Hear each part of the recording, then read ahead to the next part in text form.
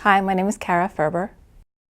I am working with PINK Concussions as the Advocacy and Policy Director, helping Catherine in terms of doing some outreach, some education strategies, and participating in different events and figuring out how we can participate in conferences and contribute both to as the patient perspective and to communicate with other advocates, to work with them, and to also express to professionals the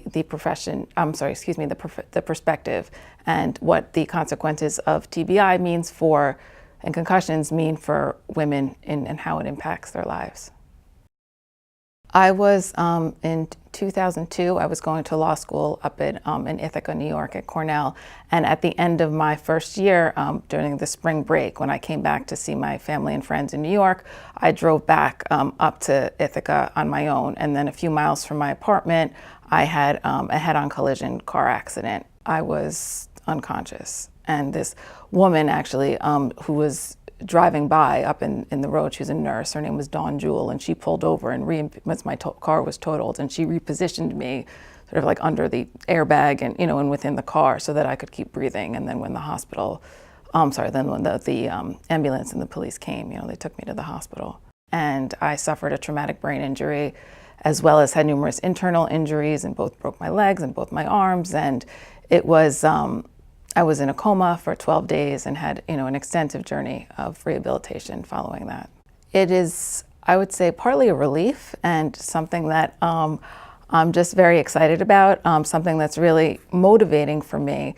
After my rehabilitation, I really wanted to build on my previous education in government and law, but really wanted to make a difference and get involved in healthcare and be an advocate for people who had gone through what I did.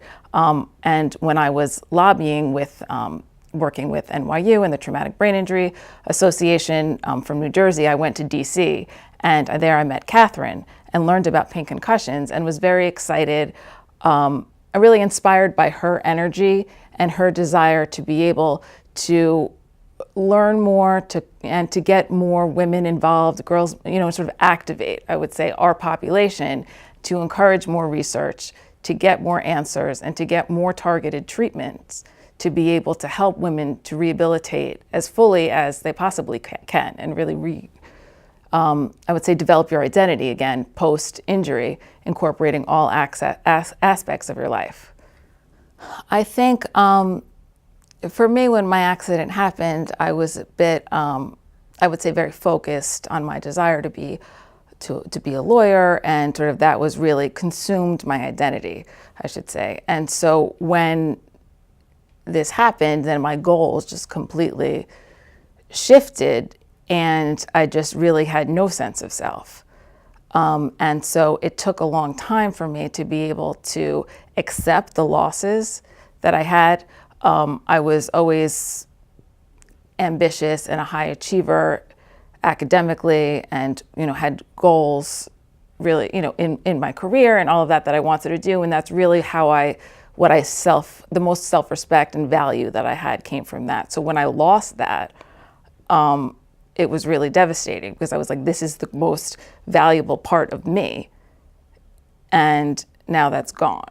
So who am I? What do I do? And how do I recreate myself and have any confidence when I felt so dependent and in the end, like, isolated, because I couldn't really associate with other people my age, who at the time we were in our 20s, so everyone was moving on with their careers, graduating from school and moving on to their professions, getting married and starting to have children, and so I was really on my own track. And but somehow I was able to access some inner strength, or I described in an article that I was in through NYU, just sort of that my soul hadn't changed in a way that I was able to access me again and feel some reattachment to my identity pre-injury, and be able to draw on that motivation to set new goals, and really say, from the program that I was in at RUSC, Brain Injury Day Treatment Program at NYU, they really force you, to be face the music is what they call this cognitive sessions that they do, and really to help you to learn about what your specific deficits and challenges are, and then teach you strategies to be able to function effectively with the challenges that you have. So it was a painful process, that I can say, but with the support of my family and the community there, I was really able to learn how to become more functional and live effectively, and communicate well, with the challenges that I had. I would say graduating school. I went back to school to do a Master of Science in Health Policy and Management. And I went at the New School in New York, which I chose because it had a lot of like externships and work with clients, that you did as a graduate consultant, some with a team, with other students, and some on your own.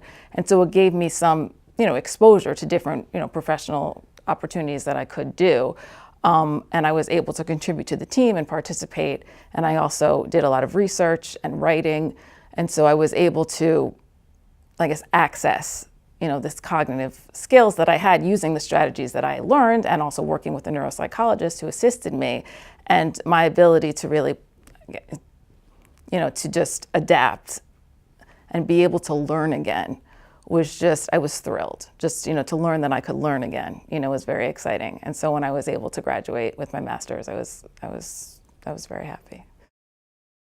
I just think it's unique for everybody. Everybody's story is so unique and so diverse, and so I think it's exciting to see the world opening up, and especially like through Pink Concussions, partly is here, and just to understand that people are coming with different issues, women have different issues, just sort of every group has its own, whatever it is, like, factors, I guess, that are affected. And so to figure out how best to help people heal, you have to first identify what the challenges and the problems are, in order to be able to help them do therapy and move on and all of this. It's about the awareness, not only your self-awareness, but even the awareness of the therapist, the therapist, the doctors, your family members who are working with you. So it's just really exciting to see brain injury being treatment, being developed so much and moving forward, and helping people like me develop a new or, stronger identity after we've gone through this trauma. So I'm excited to continue advocating and making a difference and helping people get, access to quality care as I did.